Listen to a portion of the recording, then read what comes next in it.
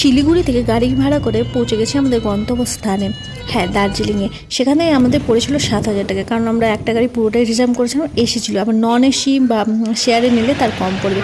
এখন গাড়িতে চেপে চলে এসেছি দার্জিলিং। সেখানে এসে আমাদের রুম বুকিং ছিল দার্জিলিং প্যালেসে। ওখানে ফোন করতে ওখানকার স্টাফ নিতে চলে এসেছিলো আমাদের লাগেজ। তো সেখানে আমাদেরকে পৌঁছে দিয়ে এই হচ্ছে আমাদের রুমটা খুব ভালো ছিল। এখানে কিছুটা ফ্রেশ হওয়ার পর আমরা চলে যাবো মল রোডে, কারণ আজকের দিনে যতটা বাড়ি ছোটো বড়ো সবার কেনাকাটা করে নেব এবং কাল থেকে হবে ঘোরাঘুরি। আর একটা জিনিস মনে রাখবেন, বেশি লাগেজ নিয়ে যাবেন না। আমরা প্রচুর কাপড় চাপড় নিয়ে গেছি, পরার সময় পাইনি, তাই সারাদিন প্রায় 2-3টে ড্রেসই কভার হয়ে যায়। তো এখানে আমরা হচ্ছে কি মল রোডে যাচ্ছি, আর এই হোটেলেরই পাশে একটা সিঁড়ি বয়ে রাস্তা দিয়ে গেছে মল রোড।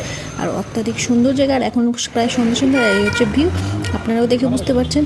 আর পরের ভিডিওটা যদি দেখতে চান তাহলে অবশ্যই পাশে থাকুন। আর এখানে আমরা পৌঁছে গেছি, এখন এই সিঁড়ি বয়ে উপরে উঠে যাব মেন মলে। তো আশা করি ভিডিওটা আপনাদের একটু হলেও ভালো লেগেছে। পার্ট 3 অবশ্যই